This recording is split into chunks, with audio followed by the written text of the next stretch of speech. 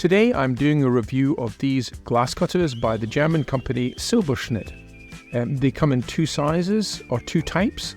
There's the wooden handled version like this, and there is the plastic handled version as well. Now, the most obvious difference with these is the 6 wheels, as you can see here. So you've got the option to replace the wheels as they decay and run blunt over a period of time. You've also got these interesting notches at the bottom, which are used for grooving glass. So handy to have, very much like old glass cutters that I've used many years ago. So really looking forward to trying these out today. German engineering is usually fantastic. So let's get going.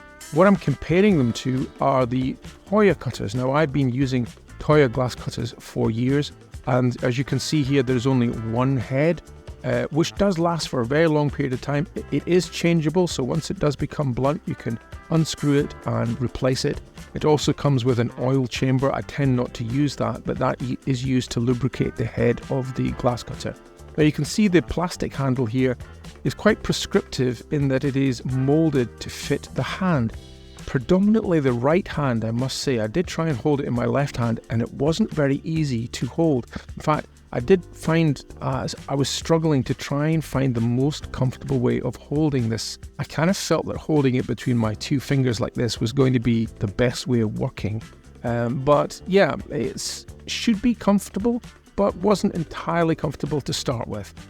So because they don't have an oil chamber, we have to oil the cutting head.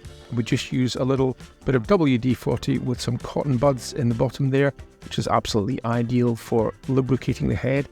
Now you can see the head is actually quite thick, so there's a distance between the edge of the glass cutter and where the wheel starts. It's about 3 millimeters. So when you're cutting strips of glass, you've got to allow for that 3 millimeters when you're measuring your glass, that there are 3 millimeters to take off for the thickness of the cutting head. So again, I've decided to opt for holding it in between my two middle fingers. And it scores very easily and breaks very easily. So that certainly seems to be comfortable to use, and it's the correct size. So again, trying again just to get my hand into the right position.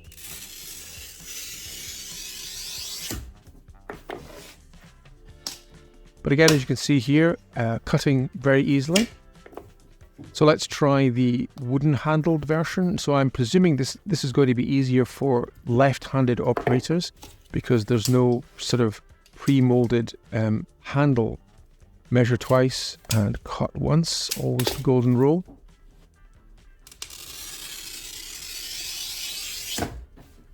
But again, quite a satisfactory glass cut there, no issues at all.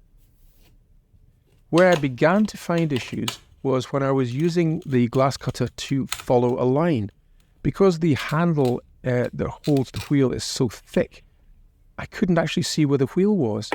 And I tried both versions of the cutter, and yeah, it became an issue. I couldn't actually see the line very easily at all, and I had to correct my lines because the wheel was wandering off, and I did feel this became more problematic as I was working with it. So I went back to the Toyo just to sort of convince myself I wasn't imagining things, and it was so much easier with the Toyo because I could see the wheel head and I could follow that line easily.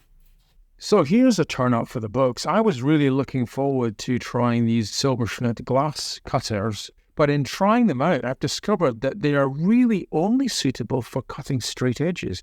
The reason for that is the mechanism that holds the tungsten carbide wheel here completely hides it from view. As soon as you turn the cutter the other way around, this bulky head here hides the wheel, and it's really important, as you know, if you're cutting glass for stained glass or for copper foil work, to be able to see exactly where the wheel is at all times, because you're normally following a line, a design line for a piece of shaped glass, and you have to be able to see where that wheel is in relation to that line. And when it's covered entirely like this, you can't. Unlike the Toyo cutters, which I've been using for many, many years, you can see the tungsten carbide wheel is exposed at the end. So no matter what position you're holding it in, you can actually always see exactly where that wheel is. So it's very good for following lines for shaped pieces of glass. So, it's very surprising. I was expecting to really like these, but I just don't think they're really useful for stained glass work and for copper foil work where you're doing shaped pieces of glass. Maybe okay for straight edges, but for curved lines, not so much. Basically, you have to hold the cutter in almost a vertical position in order for the wheel to work on the glass. If you start to use it at a slight angle, it actually lifts the wheel off the glass. So you can't really hold it at an angle the way you would with a Toyo cutter. You'd hold it at a 45-degree angle. You basically have to hold this in a vertical angle in order to get the wheel onto the glass, and it completely hides the wheel from view. No good for cutting shapes, in my humble opinion. What do you think? I'd love to hear your comments below this video as to whether you use these for cutting shapes, and if you're doing it in a different way. If I'm doing this all wrong, let me know. I'd love to hear your views because, the more variety and different types of glass cutters we have, the more choice we have and the better it is for us as consumers. But yeah, surprise, surprise. I'd really recommend these in their current state. I'd love to hear your comments below this video. And if you enjoyed today's video, consider subscribing to the channel and leaving a like. And for more product reviews, check out this video next. Thanks again for watching.